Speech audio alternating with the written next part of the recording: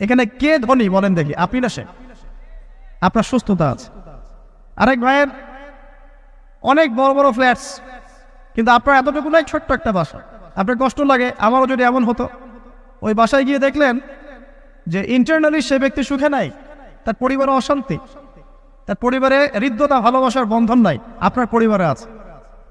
একটা রিক্সাওয়ালা সারাদিন রিক্সা চালিয়ে 400-500-1000 টাকা আর্ন করে বাসায় চলে গেল, গিয়ে মাশাআল্লাহ আলু ভর্তা, ডিম ভাজা, ডাল দিয়ে ভাত খাচ্ছে, সুখে আছে, দিন বউয়ের সাথে গল্প করছে, চাঁদ দেখছে।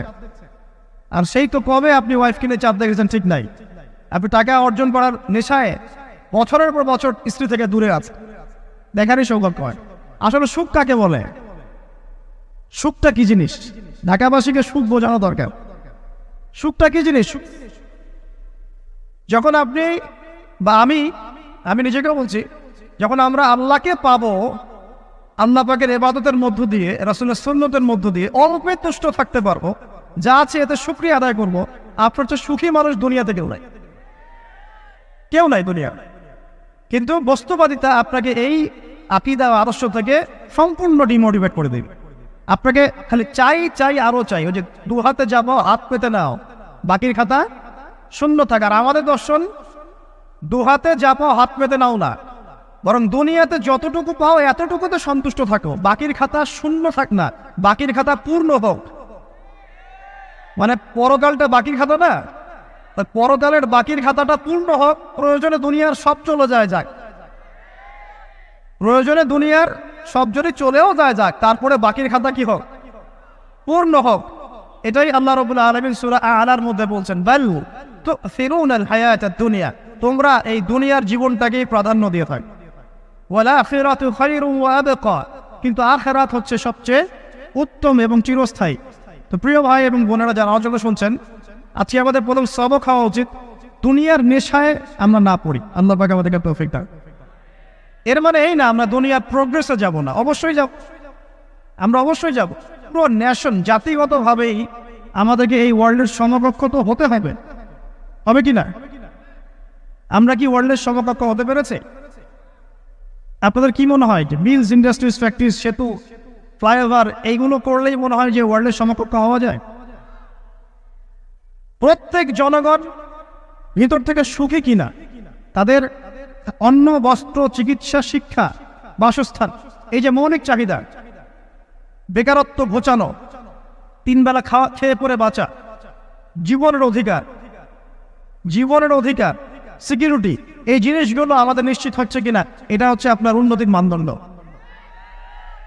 উন্নতির মানদণ্ড কি? আমরা এখন যেখানে আছি না, 1776 সালে অ্যাডাম স্মিথ তার চেয়ে আগের জায়গায় ছিল। 1776 সালে অ্যাডাম স্মিথ একটা বই লিখেছেন, তার নাম হচ্ছে যে দ্য ওয়েলথ অফ নেশন, এই কিভাবে একটা রাষ্ট্রের ওয়েলথ ফাংশন করে। ওই 1776 সালে তিনি যে চিন্তাগুলো করেছেন, এখন পর্যন্ত আমরা সেই চিন্তা বাস্তবায়ন করতে পারি নাই। 1776 সালের চিন্তা, কিন্তু ওই চিন্তা বাস্তবায়ন করেছে পশ্চিমা সভ্যতা, যেটা আপনি দেখছেন দাঁড়িয়ে আছে এই একটা বইয়ের উপর দাঁড়িয়ে আছে। যেমন একটা এক্সাম্পল দিই, আলোচনা কঠিন হয়ে যাবে, অন্যদিকে যাব। আমরা মনে করি যে অর্থনীতি আমরা নিয়ন্ত্রণ করব, ঠিক আছে, অর্থনীতির পুরো বিষয়গুলো আমরা নিয়ন্ত্রণ করে আমরা সমৃদ্ধি নিয়ে আসবো। আসলে বিষয়টা কি জানেন?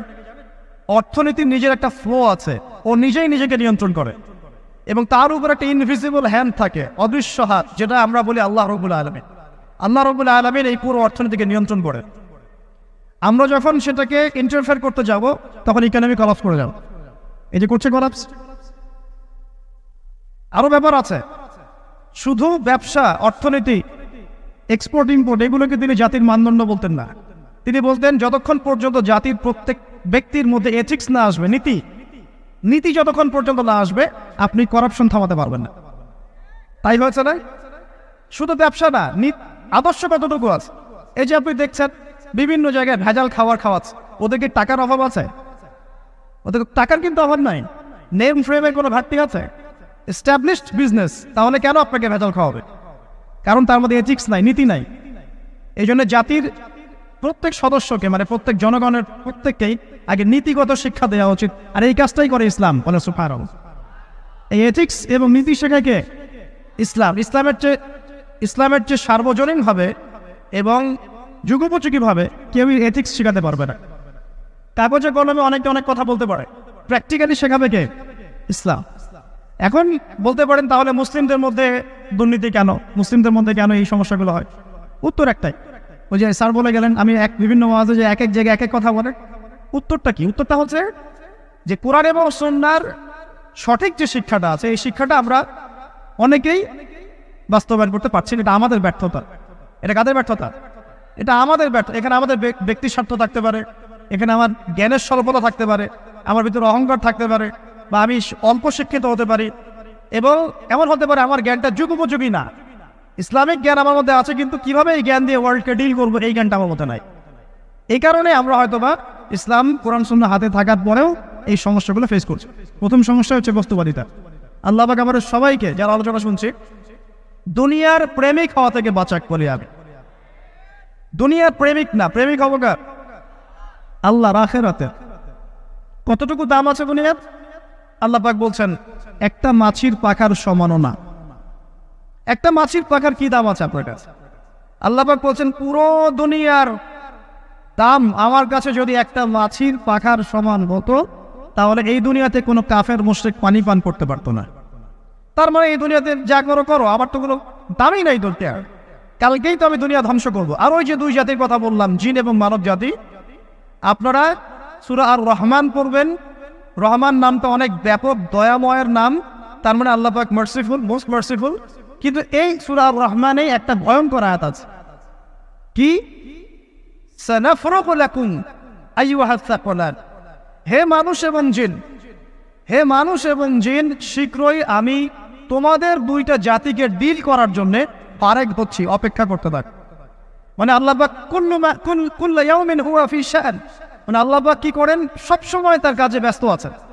মহাবিশ্বের তো গ্রহ নক্ষত্র গ্যালাক্সির অভাব নাই, মাখলুকের কোনো অভাব নাই। আল্লাহ পাক প্রত্যেকটা মুহূর্তেই তার কাজে ব্যস্ত আছে, তার কাজে শানে ব্যস্ত আছে। কিন্তু এই ব্যস্ততা থেকে ফারেক হবেন কাদের জন্য?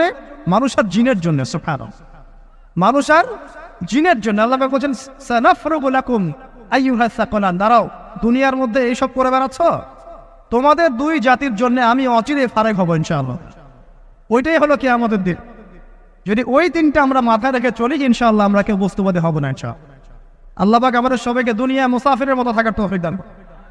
আমরা উন্নতি করব, অবশ্যই অগ্রগতি করব, আমরা সবকিছুই করব, কিন্তু দুনিয়ার পূজায় ডুবে যাব না। এটা একটা বড় চ্যালেঞ্জ। মানে মধ্যমপন্থী থাকতে হবে, না একদম গোলানো মার্কা আর না চরমপন্থী, মাঝামাঝি থাকার চেষ্টা করতে হবে। আল্লাহ তৌফিক দান।